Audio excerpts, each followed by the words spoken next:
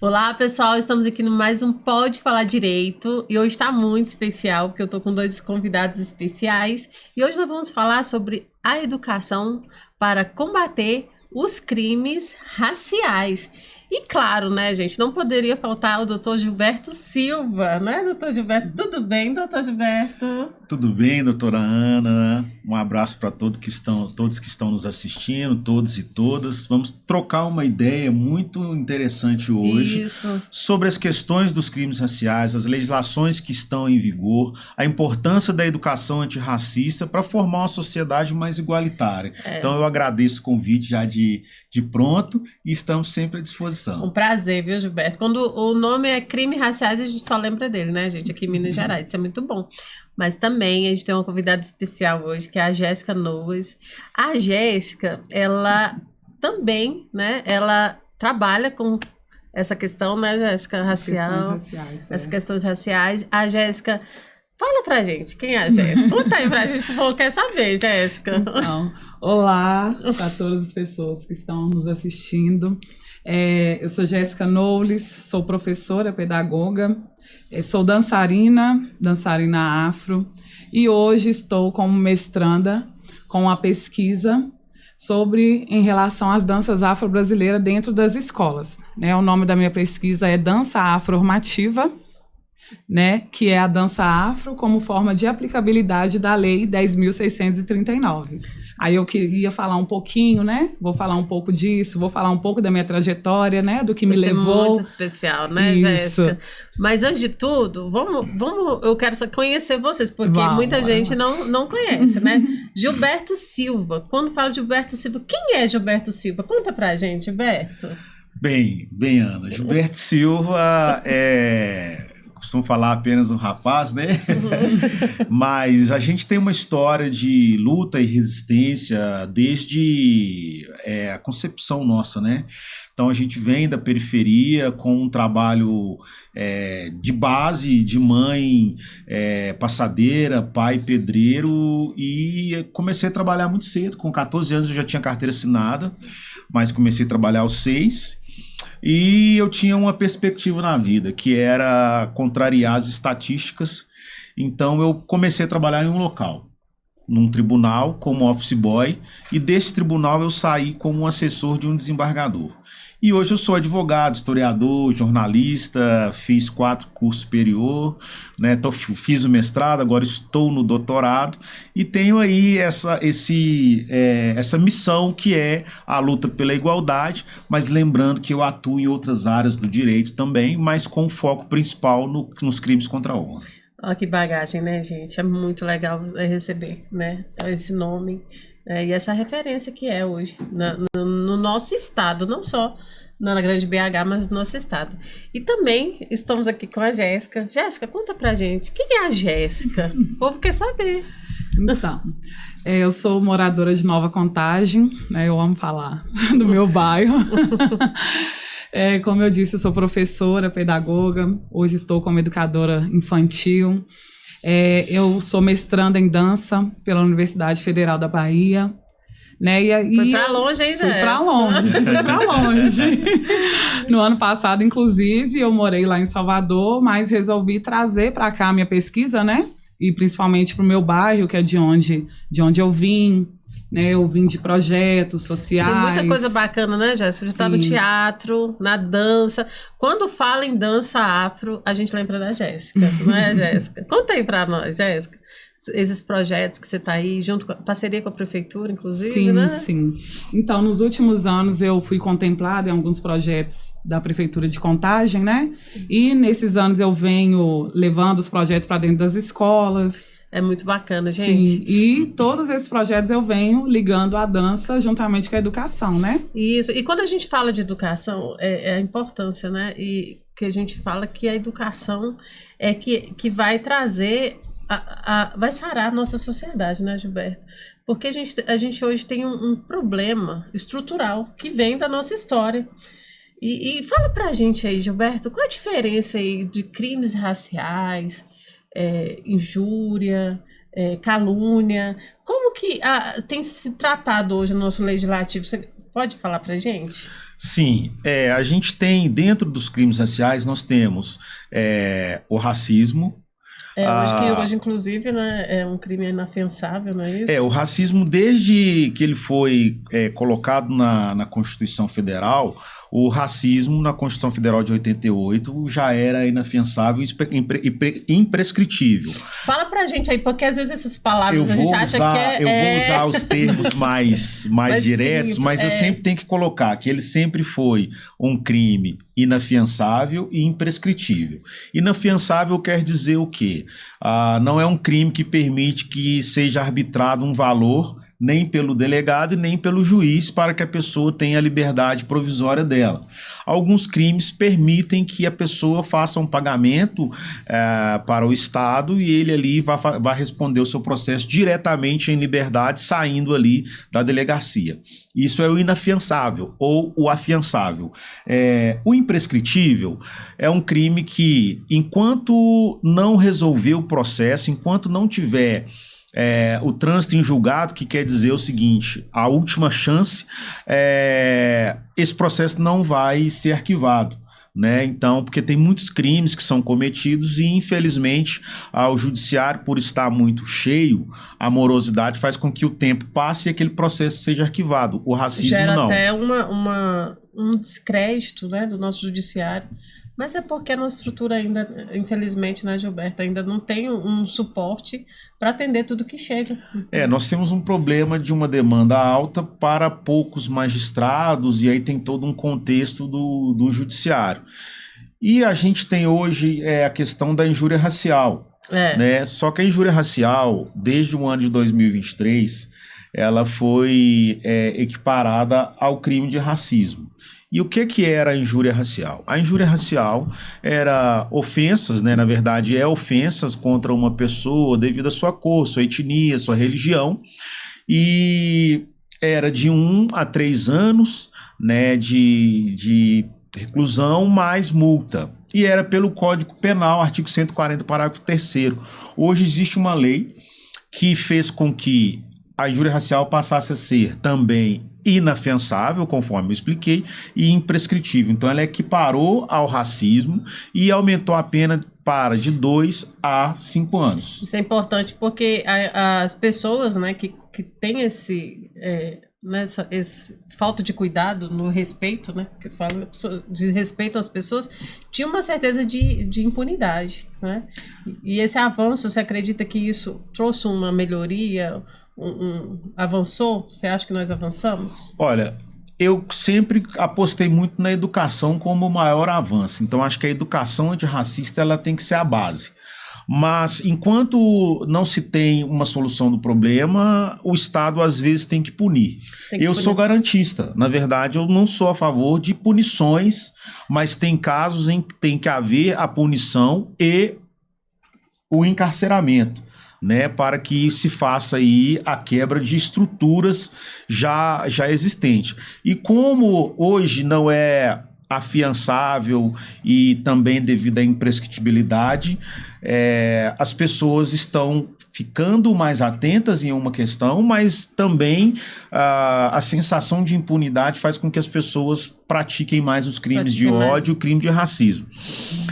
Por um outro lado, a sociedade está mais alerta, então quando ela sofre o racismo, ela fala, ela busca as autoridades. Essas lutas é muito importante, né? Porque tudo é através de luta no nosso país, né? Tudo que nós temos, tudo que nós conquistamos foi através de luta, né?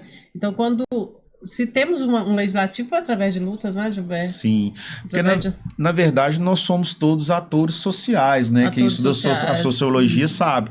E a vida social, ela vai ser de lutas. As lutas sociais, elas estão para todas as classes.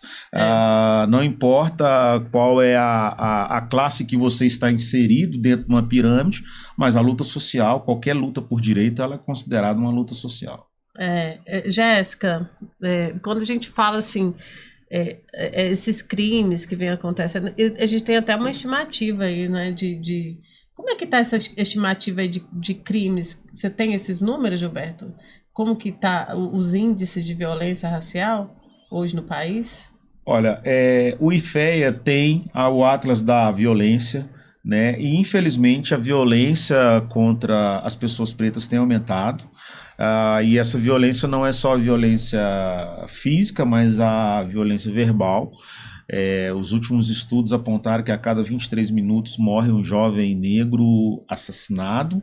E isso, assustador esses índices, né? Isso 23 minutos é assustador. Não é? Eu imagino que seja muito mais do que isso, mas essas violências elas aumentaram nos últimos 5, 6 anos, até mesmo por conta de que autoridades se legitimaram a fazer ataques tanto a homens contra mulheres, pessoas pretas, pessoas que já estavam fora dos padrões que essas pessoas ditam como o correto, e o nome técnico a gente fala que é o padrão eurocêntrico, né? Então isso foi aumentando. Então a população ela se sente legitimada a externar discursos de ódio. Então os casos de racismo, de crimes discriminatórios, eles aumentaram, da intolerância religiosa à LGBTfobia. Isso é assustador, né, Jéssica? E essas políticas... Fala um pouco dessas políticas para que possa melhorar, Jéssica. O que tem sido feito? Então, falar um pouquinho de políticas públicas, né? Uhum. Falar um pouquinho, por exemplo, dessa nossa lei dentro da educação, né? Que é a minha área. E eu, enquanto professora, enquanto educadora, tanto dentro das escolas, eu vi, assim, a deficiência, né? Mesmo das escolas, dos próprios educadores, de estar trabalhando aquilo, né? Com as crianças, com os jovens, não tem uma com preparação, né? Uma preocupação. Até tem, né? Entre aspas, algumas formações, mas...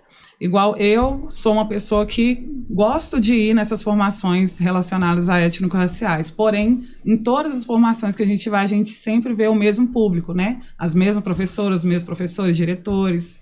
E falta, né, esse envolvimento de todo aquele núcleo da escola, né? Porque como o doutor Gilberto falou, precisa ser trabalhado dentro das escolas, né? E o seu precisa projeto... ser educado. Fala pra gente. Qual é o objetivo do projeto? Então, enquanto eu senti essa falta, enquanto eu senti que em todos os momentos, né, em todas essas formações, em todos os 20 de novembro, que eles sempre... Só em novembro que traz esse discurso. Que eles sempre procuravam a Jéssica na escola, se não era a Jéssica, era uma outra professora negra que também... Você também recebe muitos convites, né, doutor Gilberto, em novembro? No 20 de novembro, sempre em novembro. Normalmente em novembro. Aliás, eu já comecei a receber os convites por novembro. Lembram da gente muito no mês de novembro. Pois a gente já começa com a agenda cheia de novembro, por exemplo, da janeiro para novembro, as pessoas já te procuram.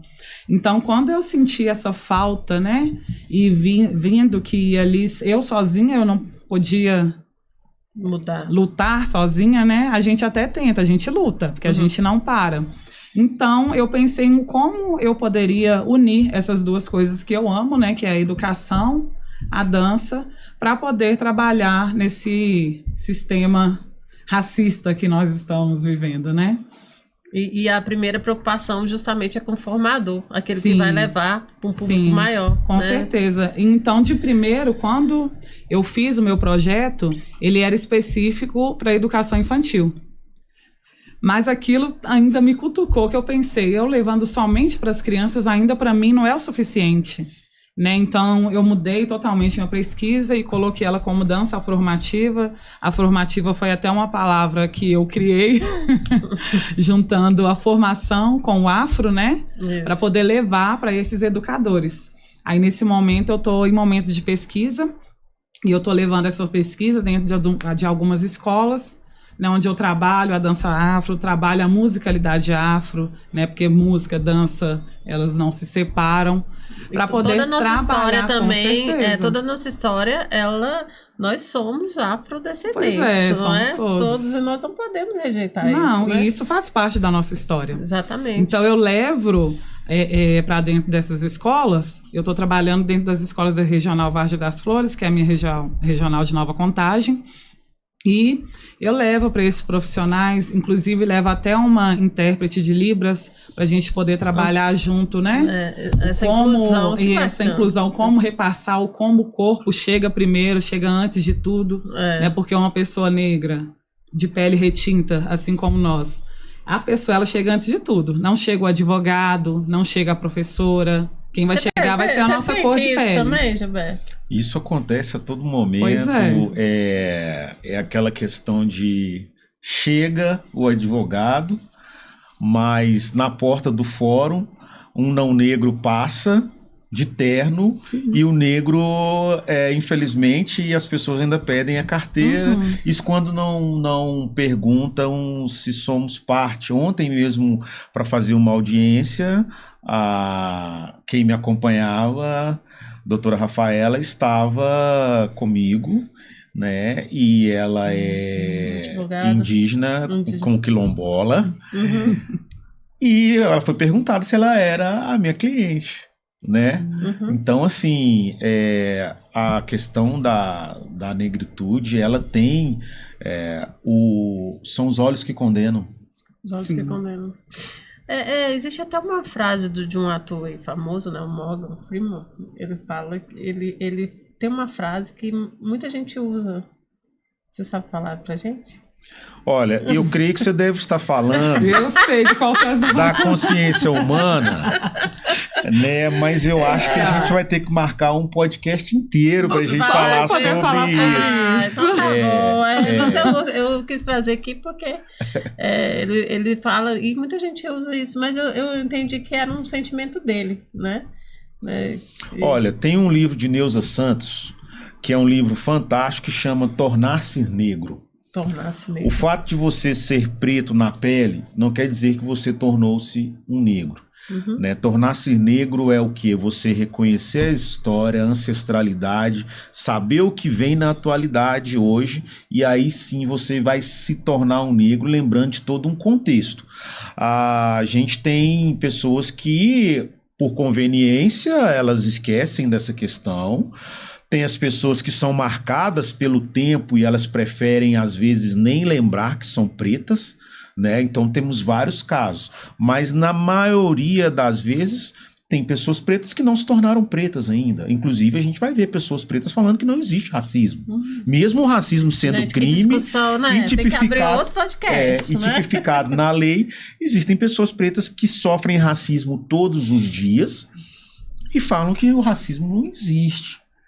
Né? Então, e infelizmente o racismo, ele tornou-se uma bandeira muito forte partidária. Então algumas pessoas tomaram raiva dessa questão, mas esquecem que o racismo, além de ter um contexto sociológico e econômico, que é da onde surge o racismo, que é a questão da exploração, mas o racismo tem um contexto, além do antropológico, ele tem um contexto dentro até mesmo da criminologia.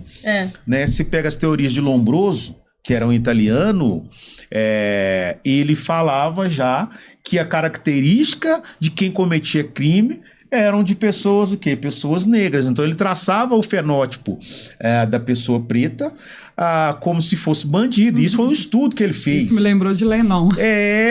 E isso foi um estudo que ele fez. Aí o que acontece? Por que a gente fala estrutural? É estruturado. E aí a gente fala de criminologia. Se um doutor em criminologia incutiu isso na mente das pessoas, isso vai para a segurança pública, isso vai para a sociedade. E aí tem aquele ditado que eu sempre falo, né? Que hoje todo mundo que está nos assistindo toma cuidado, porque o racismo recreativo é crime e está dando cadeia. Que é aquela frase, preto parado é suspeito, correndo é ladrão. Então essas coisas, elas são bem estruturadas. Eu também, né, tenho a formação, eu sou historiadora também, e a gente percebe também que é um problema dos escritores, porque os escritores eram brancos, então eles vão contar a história deles. Aí a importância de ter vocês, não é? Que são escritores que vão trazer um olhar. A história, né? Partida de quem viveu a história, né? A partir de quem viveu a história. E é uma mudança histórica, não é, Jéssica? E é aquela frase, o perigo da história... da história mal contada. Contado por quem, como é que tá hoje a doutrina né? Como é que está hoje os livros? Tem muitos escritores? Hoje, você consegue falar para a gente, Jéssica, Gilberto? A Jéssica consegue falar para a gente na questão da educação, que ela sabe bem aí. Como é que tá essa doutrina? Hoje eu estou muito envolvida com Bárbara Carini, né, que é a escritora que fez o livro sobre o antirracismo, né? Como ser um educador antirracista. Gente, uma dica. Fala aí. Bárbara Carini. Bárbara Carini, né?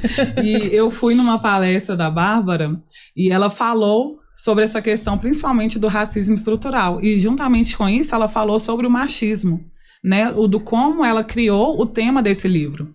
Igual o tema é como ser um educador antirracista. Como ser um educador. E ela pensou que esse livro, pra gente, eu digo eu que já tenho um conhecimento sobre o antirracista, é um livro leve, são coisas que a gente já passou, são coisas que a gente vê no nosso dia a dia, mas ele é um livro feito para aquelas pessoas que são totalmente leigas. E por isso que ela colocou um educador, né, no masculino, porque é algo que chama atenção, né, e o antirracismo lá bem grande para também chamar atenção. Eu achei muito interessante o fato dela ter pensado nisso, né, porque ela fez esse livro na intenção de que essa pessoa que lesse esse livro buscassem outros livros, né, sobre o mesmo assunto para poder se inteirar, para poder compreender o que é esse trabalho antirracista. Quando você estuda, porque o conhecimento ele liberta, né? Quando você estuda, quando você busca, você é liberto dos preconceitos, você tem um olhar crítico. Então, assim, é muito importante. E essa ausência da doutrina, né? Sim. Agora que a gente está tendo, graças a pessoas como vocês. Pois né? E eu tenho uma pequena história para contar sobre questões de livros. Conta pra gente. Eu trabalhei numa escola onde eu fui estagiária. E nessa época a prefeitura mandava uma caixa com os livros afro-brasileiros e de artistas brasileiros também. Que é obrigatório no currículo, inclusive, né? Sim, Educação afro. Sim, sobre essa questão dessa lei que a gente acabou de falar. Exatamente. E nessa escola tinha essa caixa, porém essa caixa não poderia ser mexida, não poderia ser aberta. É uma caixa que ficava lá. Pra enfeitar. Eu não lembro o nome do kit ficava que chegava para as escolas. Pra enfeitar, não podia ser aberto. Eu não lembro o nome do kit, que isso foi em 2012, 2013, foi quando eu entrei na educação. E essa caixa ficava fechada. Eu falei, mas gente, como assim? Então que eu comecei a ir nas formações. E eu nem era ainda, eu ainda não lecionava, eu era só estagiária. E mesmo nas formações não iam os professores. Eu ia enquanto estagiária, para poder participar, porque tinha que ter um número de profissionais de tal escola dentro daquelas formações. E na formação falava sobre esses livros e tal, e eu também questionei, falei, olha, na minha escola onde eu trabalho, tem esses livros, né, porém são uns livros que não pode ser mexido. Foi então que tem até uma escrita minha num blog da prefeitura falando, né, sobre a trazendo falta, essa discussão, sobre né? essa discussão, sobre o ter e não poder mexer. Por que não pode ser metido, né? Isso aí é uma discussão. Ficava ali somente como estética. Para mostrar que existia na escola, mas na verdade pois não existia. Era e você falou aí sobre a legislação, a gente tem que lembrar que esse ano a lei faz 21 anos. Ai, gente, como de aniversário. 21 anos, pensa. E é uma lei que muitos educadores ainda desconhecem, né? Tem escolas que eu levo a minha oficina, que eu falo sobre a lei, falo também sobre a lei 11.645, né? Que ela altera a 10.639, perdão, trazendo também a obrigatoriedade de se trabalhar a história e a cultura dos povos originários, né? Que também são os povos esquecidos, assim como nós, né? Olha que bacana. A Jéssica trouxe uma história, né, que muito interessante, e também para quem está nos assistindo, prestar atenção nos livros aí da escola, onde é que eles estão, se estão sendo usados, né, doutor Gilberto?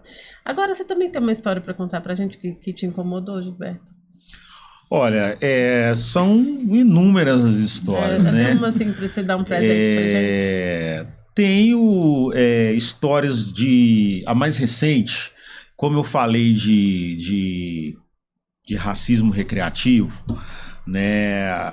Tem acontecido muito racismo nos estádios de futebol, e a gente acaba vendo muito o Vini Júnior, mas a gente esquece das pessoas mais fragilizadas, que sequer às vezes tem condições de ter uma terapia, porque o racismo ele mata, ele violenta as pessoas, ele leva ao suicídio, e num estádio, não vamos dizer um estádio, uma arena de futebol aqui em Belo Horizonte, um jovem ele sofreu racismo, chamado de macaco, enfim.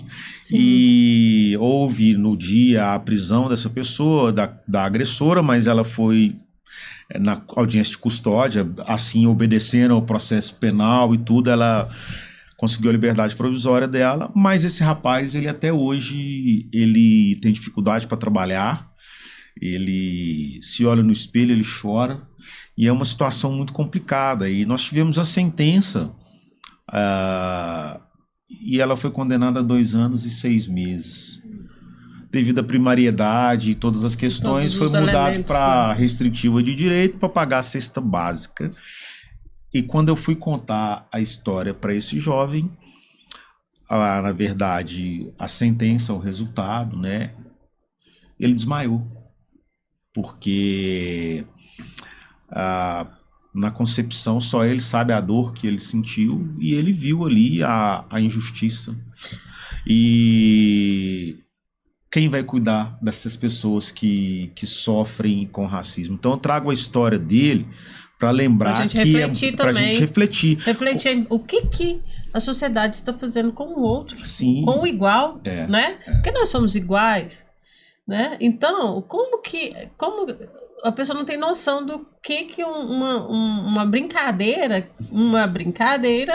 pode fazer com a pessoa. Pois é, e inclusive na defesa dela, o defensor dela alegou que ela chamou ele de macaco porque ficou sabendo que era apelido dele. Aí eu penso, uma pessoa com apelido de macaco, né? Então ela usou esse argumento, que era falso, para poder justificar o que ela estava fazendo, porque as pessoas, quando praticam o racismo, elas já sabem onde que vai, elas sabem que vai no âmago da pessoa, né? Então, por que não xinga de um outro palavrão?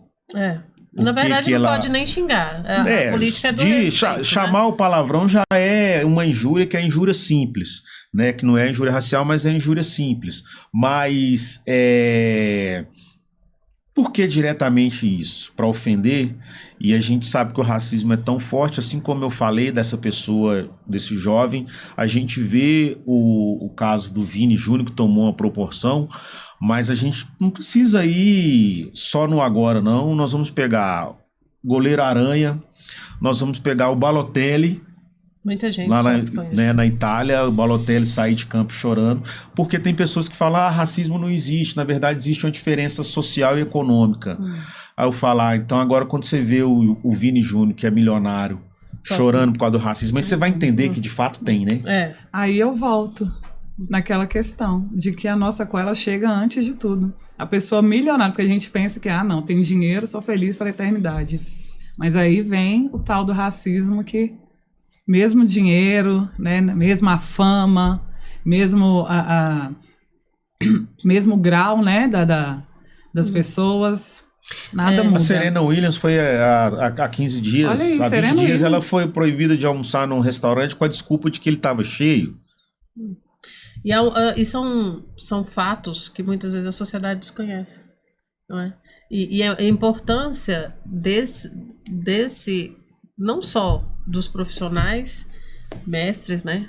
Vocês estão buscando esse conhecimento, estão levando esse conhecimento, por isso estão aqui, mas também de nós, como sociedade, todos nós, buscarmos esse conhecimento e buscar mudar essa história, buscar mudar a nossa vida. E qual o recado que você deixa aí qual o recado que você deixa, Jéssica, para o nosso ouvinte? Olha, eu vou defender minha pesquisa.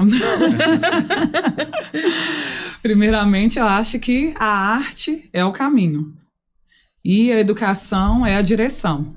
Sim. E se nós tivermos esses dois aí caminhando junto ali, lado a lado, acho que a gente já tem um caminho andado, né? A gente já consegue bastante coisa. E eu vou deixar o livrinho também como dica, tá, gente? Vou deixar aqui a dica do livro. Sim. E Gilberto, qual o recado que você deixa pra gente? Que pode mudar? Olha, o que pode mudar é que as pessoas elas têm que se colocar no lugar do outro. Eu acho que além da educação em todas as questões, nós temos que nos tornar seres humanos. Isso que é o mais importante. Sensíveis, e eu deixo respeitosos. e eu deixo um recado também, que é o seguinte: a obrigação de aprender a luta antirracista é das pessoas não negras. São elas que praticam o racismo. Então são elas que precisam abrir os olhos, estudar um pouco mais, compreender, transformar e ser parceira na luta antirracista. Nós temos um problema que as pessoas confundem a questão do lugar de fala com o lugar de estar na fala. Todas as pessoas, na minha concepção, têm um lugar de fala desde que elas estudem para falar. Eu uso um termo seguinte: a dor da fala é diferente. Então, pelo racismo estrutural, quando uma pessoa preta fala de racismo, as pessoas não negras, elas se afastam. Mas quando a pessoa branca, ela fala da luta antirracista, o outro branco, ele para poder ouvir. Então, é o momento da gente fazer uma reflexão e lembrar que racismo não é piada, não é brincadeira, que racismo é crime e, sobretudo, racismo mata, racismo silencia as crianças, aumenta a depressão e destrói famílias e vida. Isso aí, gente. Olha que recado. Eu gostaria de agradecer a presença de vocês aqui no meu podcast, né? Com essa aula, né? Foi maravilhoso, foi incrível. Agradeço de coração, Gilberto Silva, Jéssica, muito obrigada. E eu gostaria que vocês deixassem suas redes sociais para quem quiser te seguir. Como é que te segue, Jéssica? Fala pra gente. Então, é Jéssica Knowles, JESKNOWLES. Vocês me encontram lá no Instagram.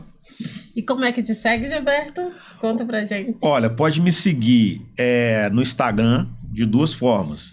Professor Gilberto Silva BH, ou o que eu mais uso, que é Gilberto Silva ADV. Abreviação de advogado, Gilberto Silva ADV. Quem tiver qualquer dúvida pode chamar no direct que a gente responde. Olha aí, gente, presente aí para vocês. Quem tiver dúvida pode chamar. E eu gostaria de agradecer a vocês que estão nos assistindo, né, pela paciência. Nós estamos aqui já em 41 minutos, né? Geralmente a gente... Gente, passou rápido. O nosso tempo é menor do que esse, mas hoje estava tão gostoso com a presença de vocês. Muito obrigada, gente. E nós vamos convidar vocês mais vezes, porque eu amei, né? Foi muito... E tem muita coisa para ser falado, gente. A gente precisa ter mais momentos como esse, né? Com certeza. E também gostaria para vocês seguir a nossa página do Falar Direito e também doutora Ana Nascimento. Eu agradeço muito a participação de todos que estão nos assistindo. E vai estar disponível no YouTube e também nas nossas redes sociais. Muito obrigada, gente.